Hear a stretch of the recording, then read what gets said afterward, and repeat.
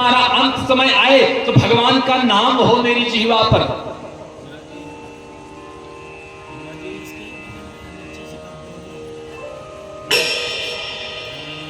भगवान का नाम हो हमारी। और आज साक्षात पितामह भीष्म पर तो महाराज साक्षात भगवान सामने खड़े। अच्छा, कितने लोग यहाँ चाहते हैं कि किनकी इच्छा होती है कि जब हमारा अंत समय आए तो भगवान का नाम हमारी जिह्वा पर हो। हाथ उठाएंगे सभी लोग। कितने लोग चाहते हैं? सब लोग नहीं चाहते हैं। तो आइए सभी लोग भाव के साथ प्रार्थना करेंगे। क्या? देहांत काले तुम सामने हो। आने संगीत नहीं बजेगा, ये प्रार्थना है, सिर्फ आप सब करेंगे, हम करेंगे। एक बार हम बोलेंगे फिर आप लोग बोलेंगे। देखते हैं कितना जोर बोलते हैं। अब ये जो है ना तबला वाले, ये राहुल, ये हमारे बहुत दिनों से हमारे साथ कथा में बजाते हैं और हमारे एक अच्छे मित्र भी हैं। तो बड़ा हमको ज्ञान बांटते रहते हैं। महाराज, हम आवाज इनको आप लोग दिखा दीजिए कि अगर हम भी कम नहीं है किसी से, तुम नहीं भी बजाओगे तो भी हम गाएंगे। अब कथा तो श्रवण ही करनी है तो भैया। तो आइए सभी लोग एक बार हम बोलेंगे फिर आप लोग मंद मंद तालियों से सेवा करते हुए। देहांत काले तुम सामने हो। देहांत काले तुम सामने हो। मुरली बजाते मन को लुभाते। मुरली बजाते मन को लुभाते। आवाज नहीं आ रही हमको, थोड़ा ऊंचा सुनते हैं इसलिए फिर से। देहांत काले तुम सामने हो। देहांत काले तुम सामने हो। मुरली बजाते मन को लुभाते। मुरली बजाते मन को लुभाते। यह गीत गाते मैं तन नाथ त्यागूं। यह गीत गाते किससे प्रार्थना कर रहे हैं? हे नाथ नारायण वासुदेवा। हे नाथ नारायण वासुदेवा। श्री कृष्ण गोविंद हरे मुरारे। हे नाथ नारायण वासुदेवा। श्री कृष्ण गोविंद हरे मुरारे। हे नाथ नारायण वासुदेवा। हे नाथ नारायण वासुदेवा।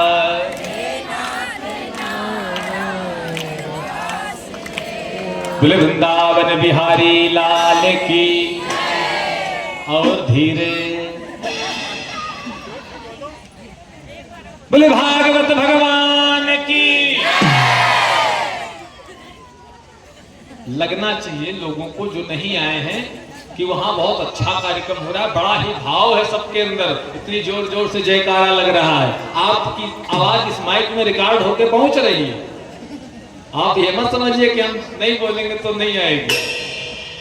कथा के बाद एक एक आवाज निकाली जाएगी कौन किसकी आवाज है, और जो नहीं बोला होगा उसके घर न्योता पहुंचाएंगे रात में। प्रेम से बोलो जय श्री कृष्ण। बेईमान जयकारा लगाने में भी कंजूसियां।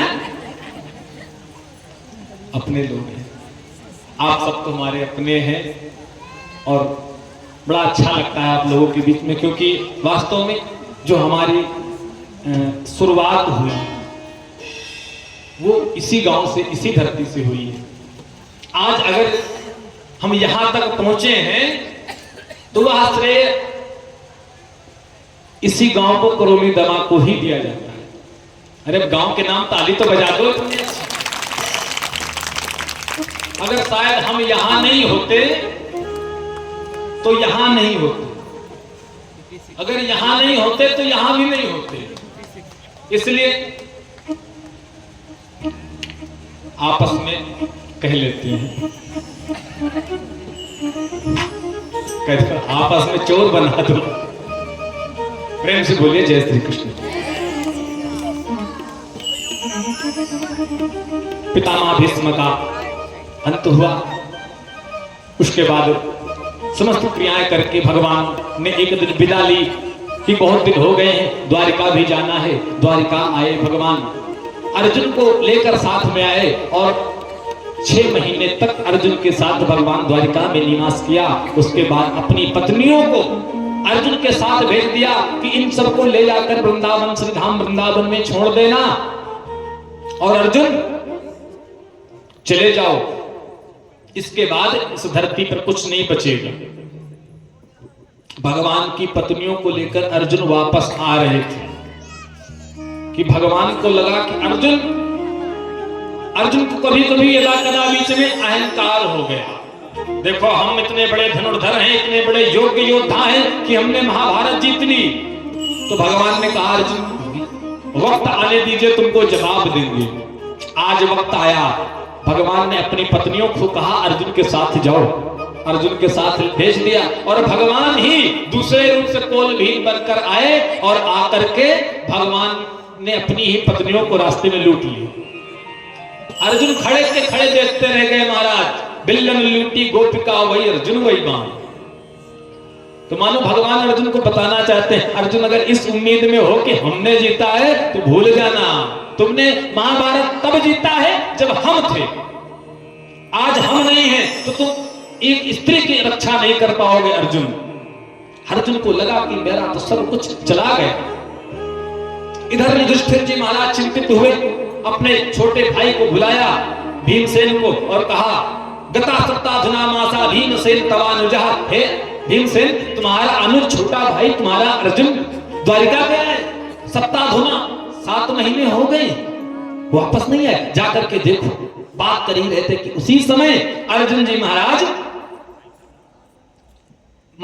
युधिष्ठिर के सामने खड़े हो गए और अर्जुन का चेहरा जब देखा तो महाराज युधिष्ठिर जी चिंतित हो गए।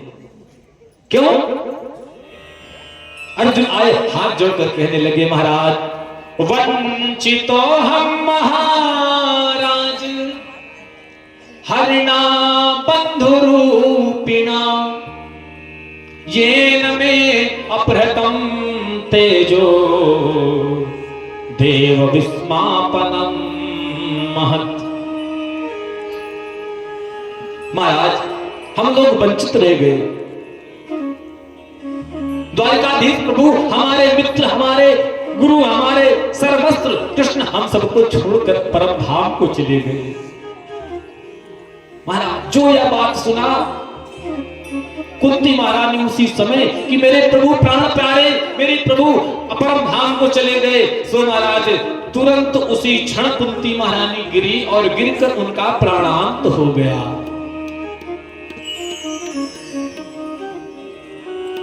रामचरितमानस में, रामायण में दशरथ जी और भागवत में कुंती महारानी, दो ही ऐसे भक्त हुए हैं जो भगवान के विरह को एक क्षण नहीं सुन पाए। दशरथ जी महाराज तब तक जीवित थे जब तक वन में छोड़कर सुमंत्र जी जो दशरथ जी के मंत्री थे वह वापस नहीं आ गए। और जब वापस आकर के दशरथ जी को बता दिया कि महाराज मैं राम लक्ष्मण को वापस नहीं ला सका, सो उसी समय महाराज राम राम कही राम कही, राम राम कही राम, तनु परिहर सुरलोकों राव गयो सुरधाम।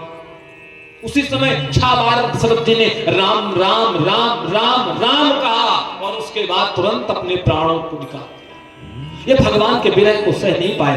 आज कुंती महारानी ने जब सुना कि मेरे प्रभु, मेरे प्राण प्यारे इस धराधाम को छोड़कर परम धाम को चले गए, सो तुरंत महाराज उसी समय उनके प्राण चले गए।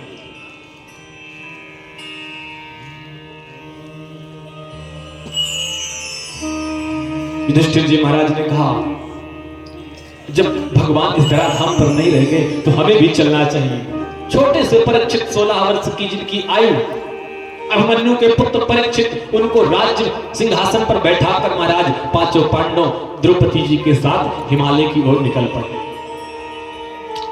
से यहाँ पर परीक्षित का राज्य प्रारंभ हो गया। इस समस्त भूमंडल में परीक्षित का राज्य प्रारंभ हो गया। बड़े ही सुचारू तरीके से परीक्षित जी महाराज राज्य की शोभा, राज्य का संचालन कर रहे हैं। बड़ी सुविधा से भगवान का भजन कराते हुए, यज्ञ अनुष्ठान करवाते हुए परीक्षित जी महाराज राज्य का पालन करते हैं। एक दिन विचार आया परीक्षित जी के मन में, चलकर प्रजा की व्यवस्था देखी।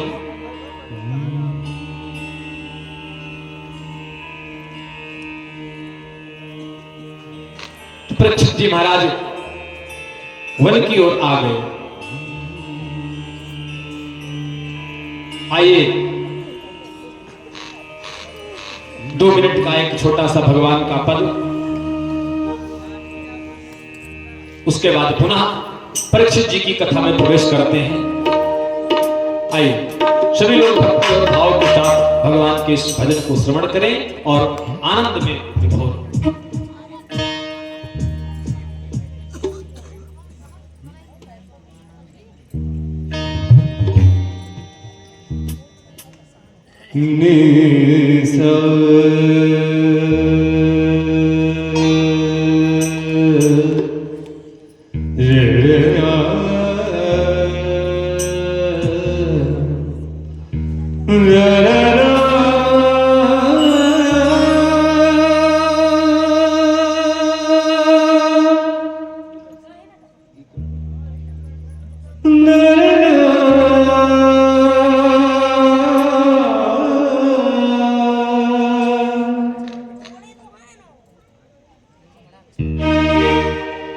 मेरा आपकी कृपा से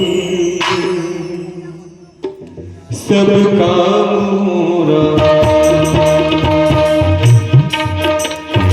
मेरा आपकी कृपा से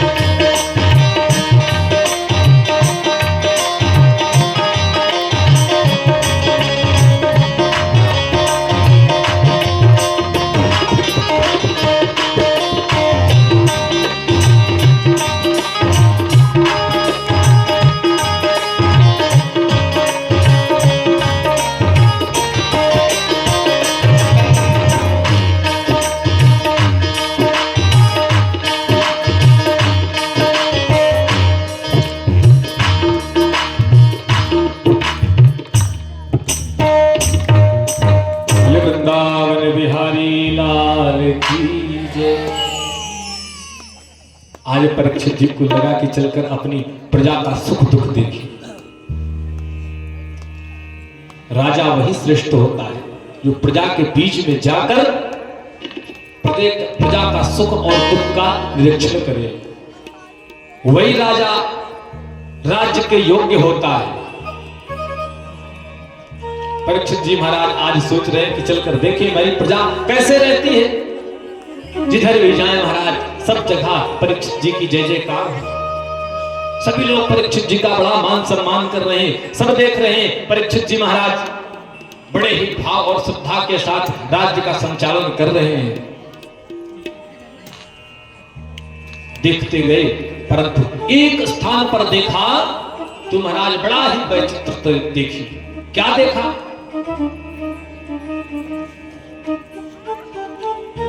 एक गाय खड़ी है, एक गौ माता सामने खड़ी है, उसके बगल में एक बैल खड़ा है और बैल के 3 पैर टूट चुके हैं। सिर्फ एक पैर पर बैल खड़ा है और एक काला कलूटा सा इंसान बैल के उस चौथे पैर को तोड़ने के लिए भी तैयार हो रहा, ले मूसर मार रहा है। परीक्षित ने जब देखा ऐसा वैचित्र महाराज दौड़ पड़े, चिल्लाए, अरे दुष्ट, तेरी ये जुर्रत, मेरे राज्य में रहते हुए तुमने मेरे गौ माता को तुमने ऐसा कष्ट दिया। गौ माता सामने खड़ी होकर रो रही, मैं तुम्हें नहीं छोड़ूंगा, कौन है तू? सो महाराज दौड़े और दौड़ करके जाकर के उसको बाहर किया और धर्म से पूछा, बैल से पूछा कि महाराज कौन हो और ये आपको क्यों प्रताड़ित कर रहा है? धरती माता से पूछा, देवी, गौ माता से पूछा, देवी तुम कौन हो? धरती माता ने कहा, महाराज मैं धरणी हूं।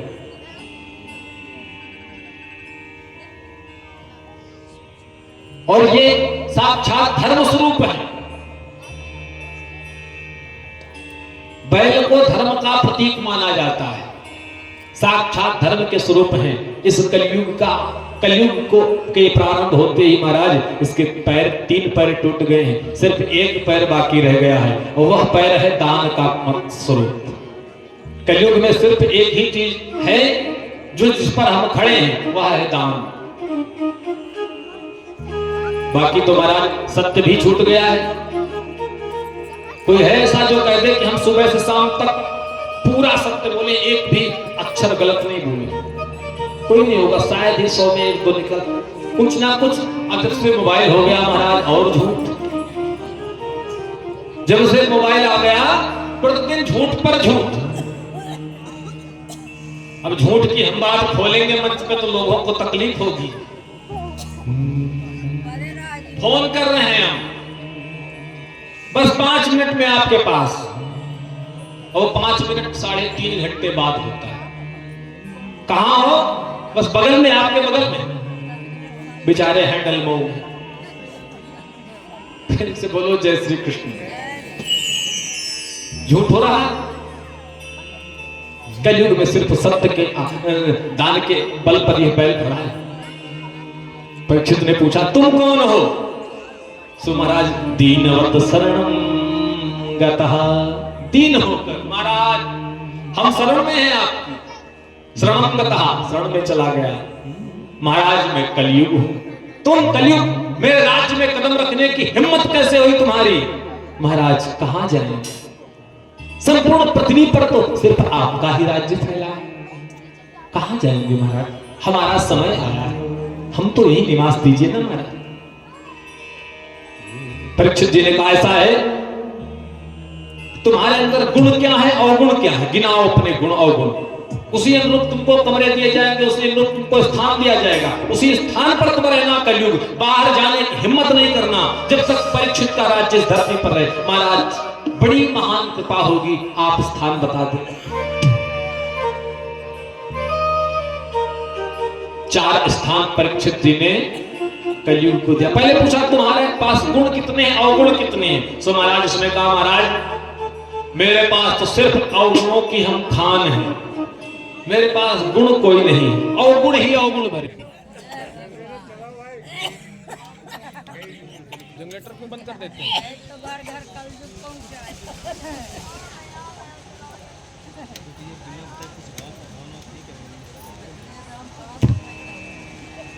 शेरा जनरेटर करने दीजिएगा, लोड इस पर रखिए।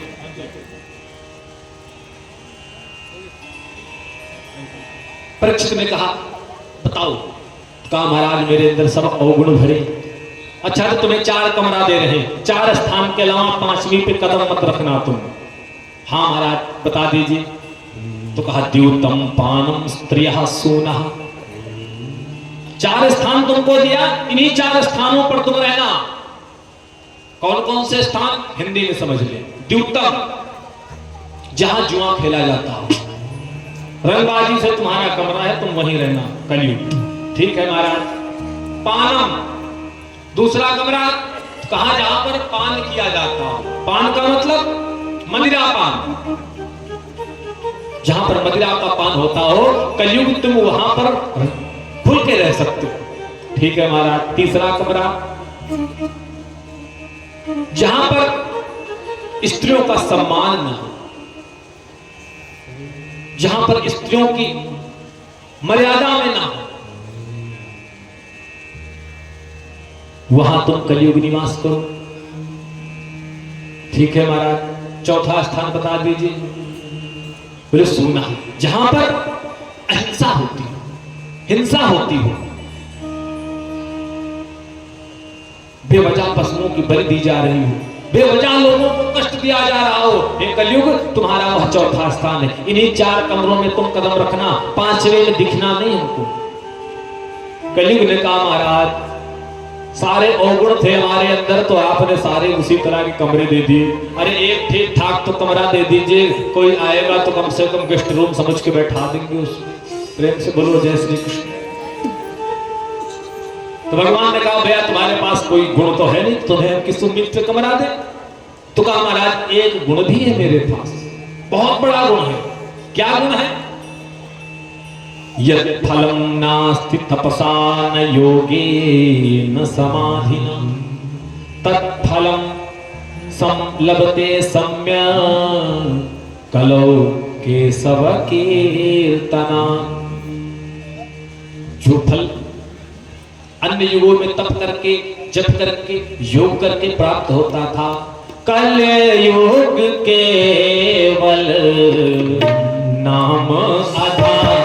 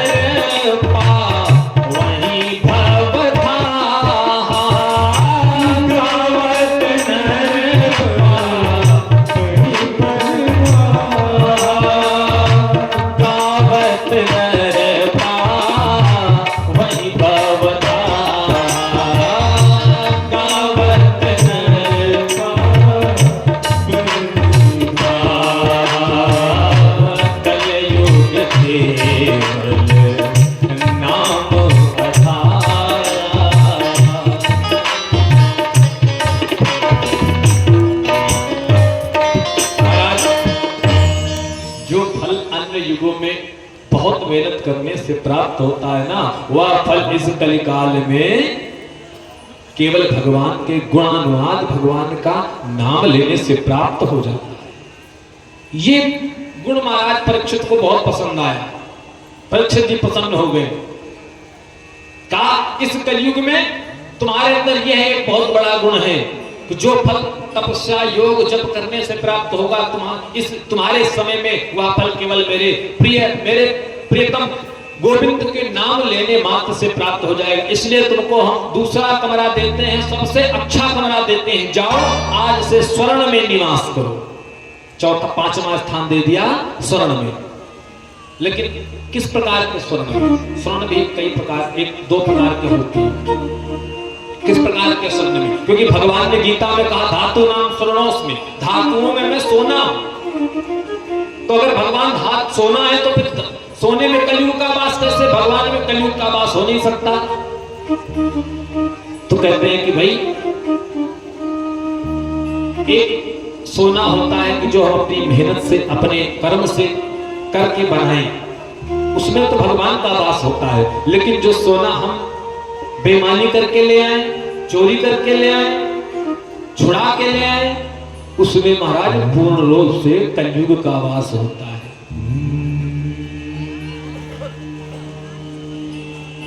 ठीक है महाराज, मुझे 4-5 कमरे मिल गए, बहुत।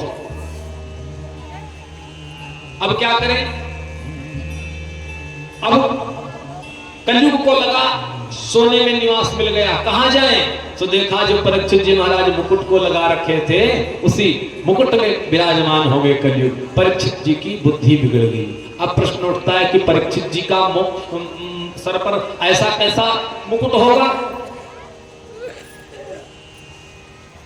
परीक्षित जी तो भगवान के भक्त हैं, उनके पास ऐसा सोना कहां से आया?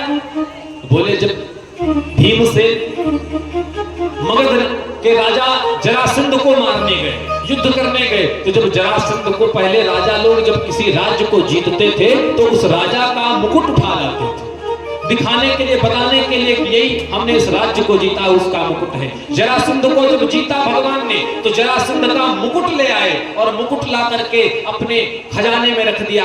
आज परीक्षित जी ने देखा तो बड़ा सुंदर मुकुट दिखा। परीक्षित जी उसी जरासंध के मुकुट को लगा करके निकल पड़े। इसलिए उसी में कलयुग का वास हो गया। अब परीक्षित जी वन की ओर गए, वन में जाकर के देखते हैं परीक्षित कि एक आश्रम है, आश्रम में एक संत बैठे हैं और परीक्षित जी को बड़ी प्यास लगी, बड़ी जोर की प्यास लगी। परीक्षित जी गए द्वार पर जा करके आवाज लगाई, संत जी, महाराज जी, मुझे थोड़ा सा जल पिला दीजिए। परंतु संत तो समाधि में बैठे थे महाराज, कैसे जगते, ध्यान नहीं दिया। अब परीक्षित जी के सर में तो कलयुग का वास है, सो महाराज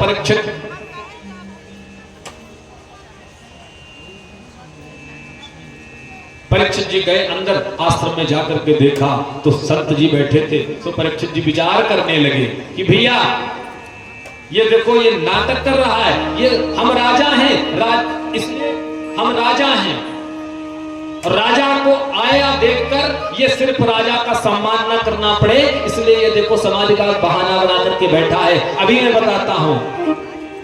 अब संत एक मरा हुआ बगल में सर्प पड़ा था, उस सर्प को उठा करके संत के गले में डाल दिया और चले गए।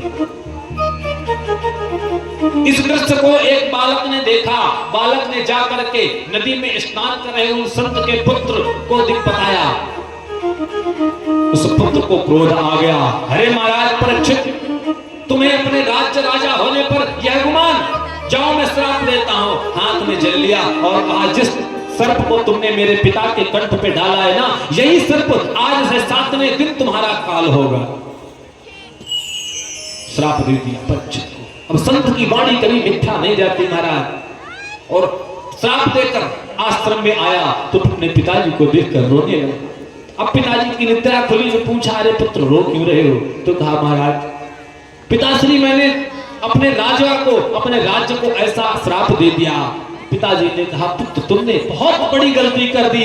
अरे ये परीक्षित का दोष नहीं था, ये तो कलयुग का प्रभाव था। पुत्र आज के बाद, अब इसके बाद ऐसा राजा जीवन में पृथ्वी इस मृत्यु लोक पर कभी नहीं जन्मेगा। तुमने बहुत बड़ी गलती कर दी पुत्र, परंतु अब कुछ हो नहीं सकता, इसलिए क्या करें? तुरंत एक संत को भेजा परीक्षित जी के राज्य में कि जाओ और जाकर के परीक्षित को सूचित कर दो कि भैया आज से 7वें दिन आपकी मृत्यु होना सुनिश्चित हुआ है, आप चाहो तो अपनी मुक्ति का उपाय कर सकते हो। प्रेम से बोलो जय श्री कृष्ण। आप चाहो तो अपनी मुक्ति का उपाय कर सकते हो, 7 दिन का समय है आपके पास।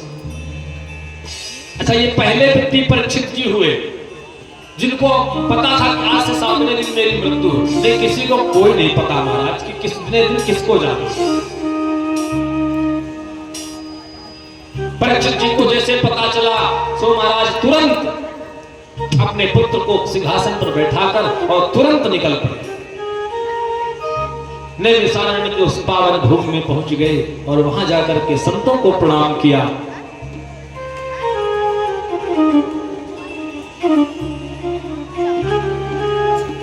मां गंगा में स्नान किया। सभी संतों ने जब देखा कि महाराज आए हैं तो सभी संत स्वयं मिलने आए, क्योंकि राजा के राज्य में सुरक्षित रहकर ही संत अपना भजन पूजन करते, इसलिए राजा का सम्मान करना सबका कर्तव्य बनता है। संतों ने आकर राजा का सम्मान किया। परीक्षित जी बैठ गए और परीक्षित जी ने बता दिया, महाराज आज से 7वें दिन मरने के लिए मुझे श्राप मिला है, अब मेरी मुक्ति किस प्रकार हो सकती है, कृपा कर बताएं।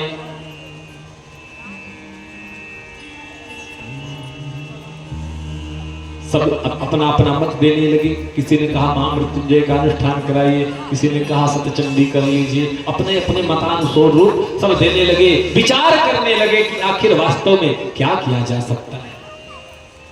परंतु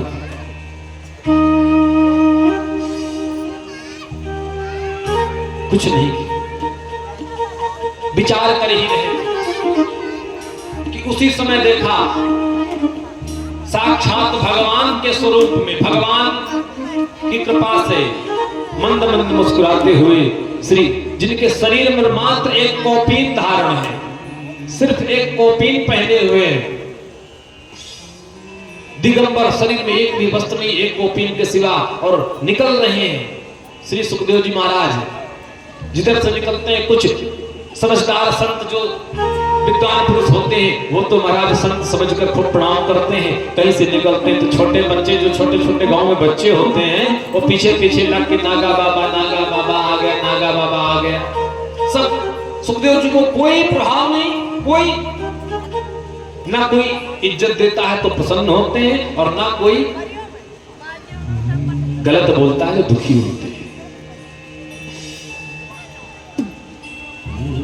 और भागवत में तो कहते हैं साक्षात भगवान ही सुखदेव के रूप में अवतरित होकर परीक्षित के मृत्यु के भय से मुक्त करने के लिए आए।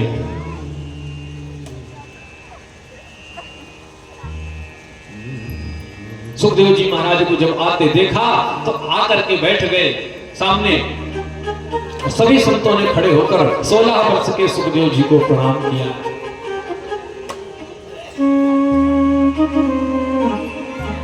सुखदेव जी ने पूछ लिया, परीक्षित ने पूछा महाराज आज से 7वें दिन मुझे मरने का प्राप्त हुआ है, श्राप प्राप्त हुआ है,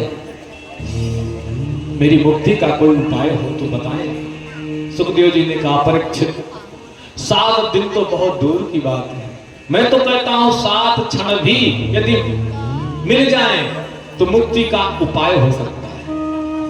क्या करें महाराज? तो कहा इस मुक्ति के उपाय का सिर्फ एक ही उपाय है, वह है श्रीमद् भागवतम शास्त्रम। श्रीमद् भागवत की कथा जो आपको मृत्यु के भय से मुक्त कर सकती है। उसी स्थान पर नैमिषारण्य पावन तीर्थ में जो लोग नैमिषारण्य गए होंगे वो जानते होंगे, सुखताल नाम का एक स्थान है। नैमिषारण्य की भूमि में सुखताल नाम का एक स्थान है जहां पर 2 वृक्ष हैं। आज भी शायद संतों के मुख से हमने सुमन किया है, दर्शन नहीं किया, कि आज भी वह वृक्ष वहां पर मौजूद है। उन्हीं बट वृक्ष और पीपल के वृक्ष के नीचे बैठकर 7 दिवस तक परीक्षित को सुखदेव जी ने कथा श्रवण कराई। 7 दिवस तक परीक्षित को कथा श्रवण कराया। अच्छा, हम लोग 7 दिन में सोचते कैसे पूरा होगा। परीक्षित जी 7 दिन जजमान और 7 दिन आचार्य बिना अन्न और जल का ग्रहण किए हुए 7 दिनों तक निरंतर कथा सुनते श्रवण करते रहे। 7 दिवस तक निरंतर कथा श्रवण करते रहे।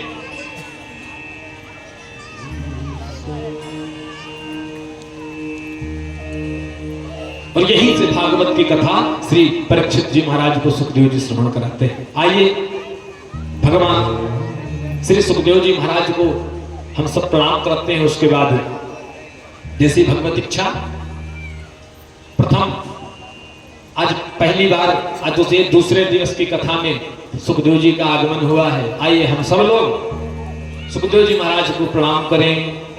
ओ हरि की कथा सुनाने वाले, ओ हरि की कथा सुनाने वाले, तुमको लाखों प्रणाम, तुमको लाखों प्रणाम, तुमको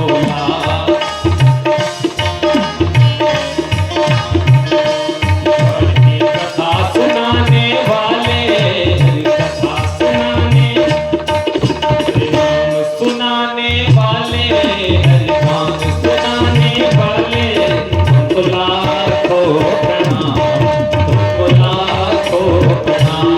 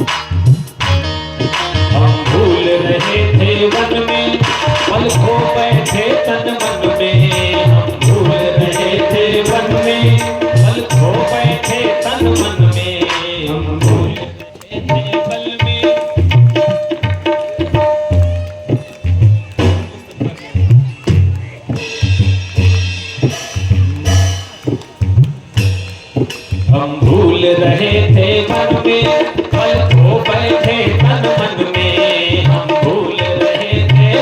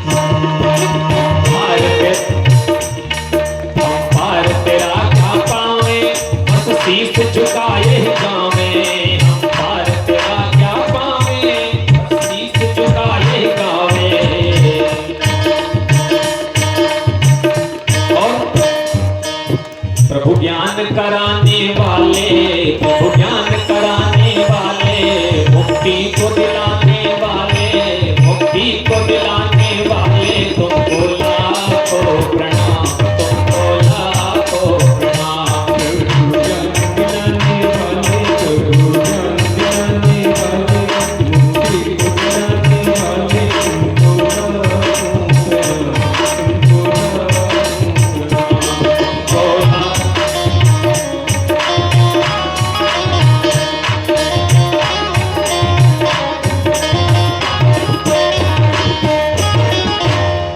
बोले वृंदावन बिहारी लाल जी, बोले श्री सुखदेव जी महाराज की, बोले परीक्षित जी महाराज की, बोले भागवत भगवान की। वहीं पर बैठकर 7 दिवस तक परीक्षित को भागवत की कथा श्रवण कराई और अंत में परीक्षित को मोक्ष प्राप्त कराया श्री सुखदेव जी ने। अमर होने के लिए थोड़ी ना परीक्षित जी भागवत श्रवण कर रहे थे। कोई सोचे कि हम भागवत श्रवण कर ले तो अमर हो जाएंगे। अमर में मृत्यु का जो भय होता है, हर व्यक्ति मृत्यु के भय से भयाक्रांत रहता है। हर एक व्यक्ति, हर एक की मृत्यु ना हो जाए, ये मृत्यु का भय हमारे हृदय से निकल जाए, यही हमारी मुक्ति होती है।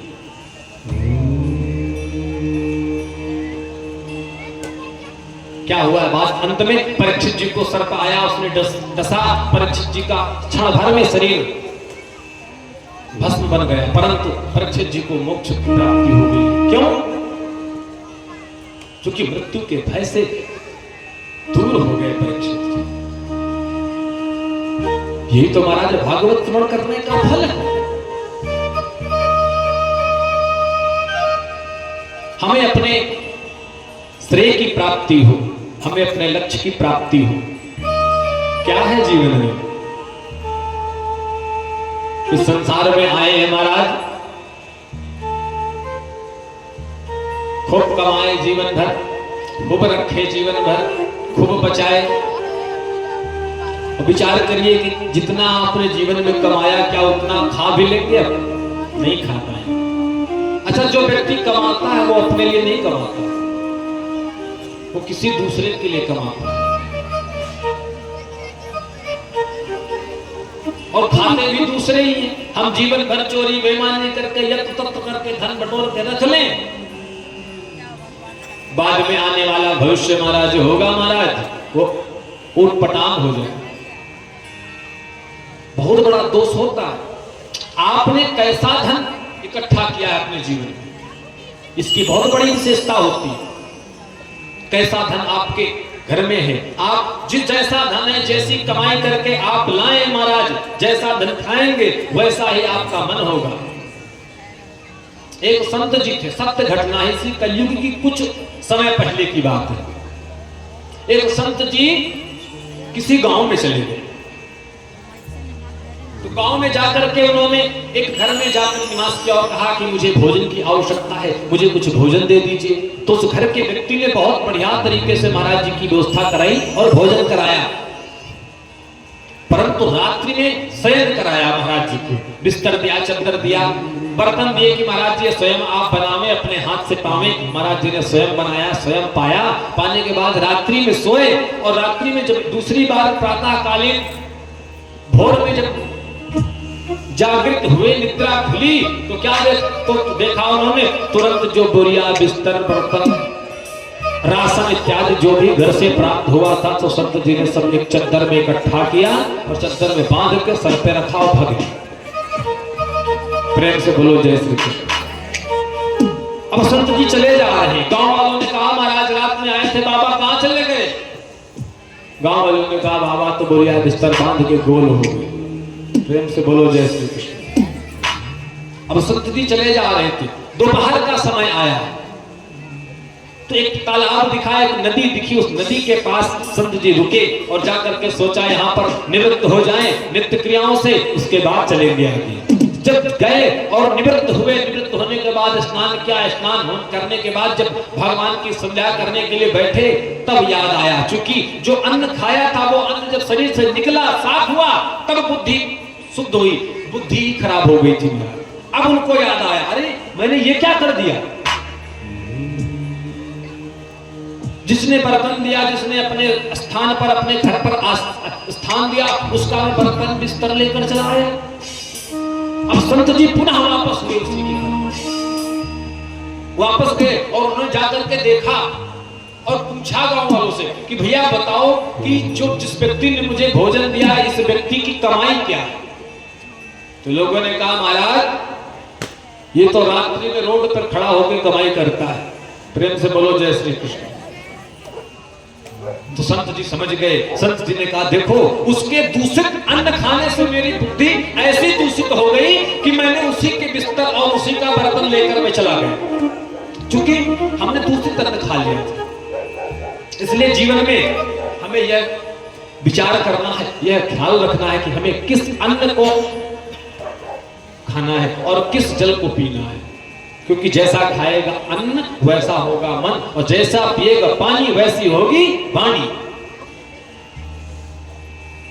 अगर आप मेहनत करके अपने पुत्रों को, अपने परिवार का पालन पोषण कर रहे हैं महाराज, तो वह एक रोटी भी खाई हुई आपको 5 रोटी के बराबर शक्ति प्रदान करेगी। और अगर आपने लूटपाट करके बेवकूफ बना के किसी को धन इकट्ठा किया है तो महाराज 10 रोटी भी खा लोगे ना तो भी पेट नहीं भरेगा, इतना बड़ा पेट हो जाएगा, चल नहीं पाएंगे। क्या होता है, बहुत पैसा वालों को हमने देखा महाराज, यहाँ धनाढ़ लोग भी बैठे हैं, क्षमा चाहेंगे बुरा नहीं मानेंगे, बहुत बड़े बड़े पैसा वालों को हमने देखा है कि जिनके इतने मोटे बिस्तर हैं लेकिन लेटने में उनको नींद नहीं आती। उन बिस्तर का क्या मोल है महाराज। हम लोग जमीन में भी लेटते हैं, चद्दर में भी लेटते हैं, कुछ लोग ऐसे हैं जमीने में, भत्ता में ही, झाड़ियों में महाराज, कोई कहीं भी सो सकता है, ऐसे ऐसे भी लोग हैं। हम लोगों को क्या है, कहीं भी डाल दीजिए, जमीने में सही, बढ़िया नींद आएगी। और पैसा वालों को देखो महाराज, पैसे से भोजन खरीद सकते हो, भूख नहीं मिलेगी, बिस्तर ले सकते हो, नींद नहीं मिलेगी। और जब सब कुछ मिल जाएगा तो भगवान 2-4 स्पेशल एक्स्ट्रा में बीमारी अपने डिब्बे में रख के बैठते हैं। जब आप बहुत हो गए तो एक बीमारी निकाल कर फेंक दिया सामने, क्या हो गया, शुगर हो गया। प्रेम से बोलो जय श्री कृष्ण। अब बहुत रसगुल्ला बने हुए घर में, एक भगोना बूंदी बनी लेकिन छू नहीं सकते महाराज, क्या मतलब है।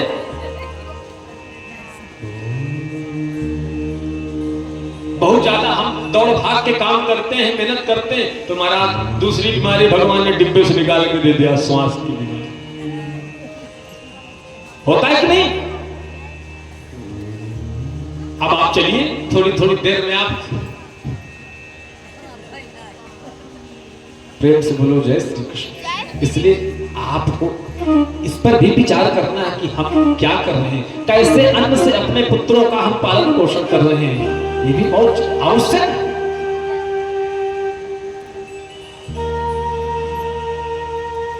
इसलिए जीवन में हमेशा सदैव याद रखें कि जितना हो सके ईमानदारी से 10 रुपया 100 के बराबर काम करेगा माई बाप, और 100 रुपया 10 के बराबर भी काम नहीं करेगा।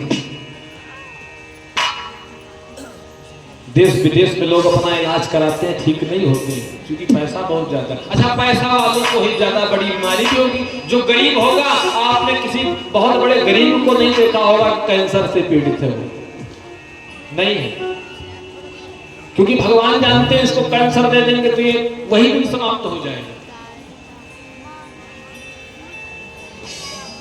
इसलिए भगवान देते भी नहीं, उसी को देते हैं जो जानते हैं झेलेगा, उसी को भगवान देंगे। इसलिए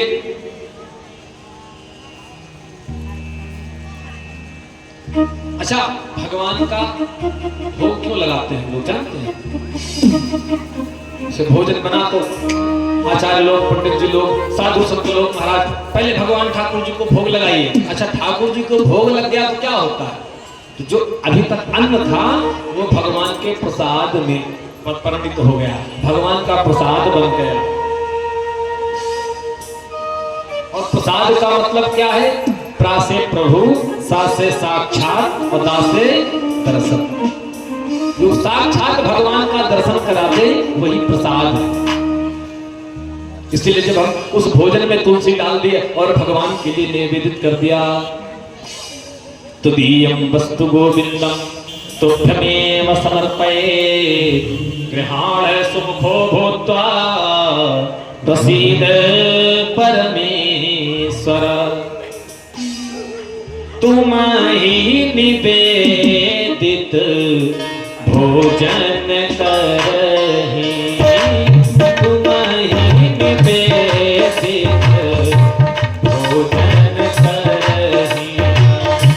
प्रभु प्रसाद बट भूधर धरहि, प्रभु प्रसाद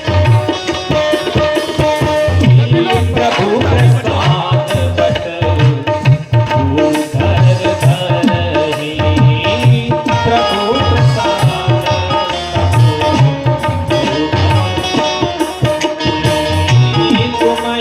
निवेदित भोजन करहि, तुम ही निवेदित भोजन करहि। प्रभु प्रसाद पट भूधर धरहि, प्रभु प्रसाद भूधर धरहि। तुम ही निवेदित भोजन करहि, तुम निवेदित भोजन करहि। भगवान को निवेदित करके जब हम भोजन करते हैं महाराज तो वह प्रसाद हो जाता है। जो भी उसके दोष हैं, जो भी उसके कुछ शेष रह गए होंगे दोष, वह सारे दोष समाप्त हो जाएंगे, वो साक्षात भगवान का प्रसाद बन जाएगा। और भगवान के प्रसाद पाने में हमें कोई दोष नहीं लगेगा। इसलिए नियम बना लीजिए, जब घर में भोजन बनाइए तो सबसे पहले जाकर ठाकुर जी के सामने तुलसी डाल करके और तुरंत घंटी बजा दीजिए, तुम ही निवेदित भोजन करेंगे। प्रभु प्रसाद पट भूषण धरहि, तुमको निवेदित कर दिया, उसके बाद उसी को अपने ऊपर जब किया तो वह प्रसाद बना। इसलिए आइए आज किन्हीं कारणों बस आधुनिक कारण थे, इसलिए आज का समय था जो कुछ लेट हो गया। आप लोग पहले अभी आ गए, कल मेरी बात को आप लोगों ने बड़े अच्छे तरीके से श्रवण किया, पहले आ गए और बड़ा अच्छा लगा हमें। और हम निवेदन करते हैं कि कल से आप लोग इसी समय से शायद 5 बजे 4:30 बजे हमारे संगीत भाई मंच पर विराजमान हो जाएंगे। 5 बजे से कथा प्रारंभ हो जाएगी। आप लोग इसी समय का ध्यान में रखते हुए, और संख्या आप लोगों ने काफी बढ़ाई है माताएं। कल से आप लोग एक जोड़ा लेके जाओ। प्रेम से बोलो जय श्री कृष्ण। जो लोग आए हैं वो एक लोगों की गारंटी और ले लें, हम एक को लेके आएंगे बस। अच्छा, तीसरे दिन की कथा है, बहुत ही दिव्य, बहुत ही भावुक कथा होती है तीसरे दिन भगवान की। और परसों तो भगवान का जन्म ही है, और जन्म के बाद बड़ा ही आनंद आएगा। निश्चित बात है, नोट करके रख लीजिए, ना किसी दिन घड़ी में 12 बजेगा और ना किसी दिन आपके चेहरे में 12 बजेगा। आनंद के साथ, भक्ति के साथ, भाव के साथ, प्रेम के साथ सभी लोग आते हुए कथा का रसपान करें और अपने इस भौतिक जीवन को सुख पुण्य का भागीदार बनाएं। आज आप लोगों ने बड़े ही अच्छे तरीके से, बड़ी ही श्रद्धा और भक्ति के साथ भगवान की कथा को श्रवण किया। आइए एक छोटा सा भजन, तदुपरांत उसके बाद हम सभी लोग आरती करेंगे, प्रसाद ग्रहण करेंगे।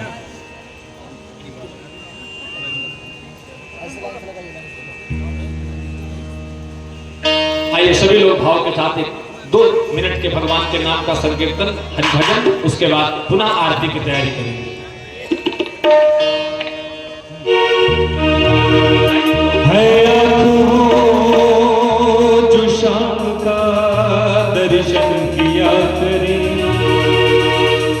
है शीश जो प्रभु चरण में वंदन किया करे। बेकार मुख है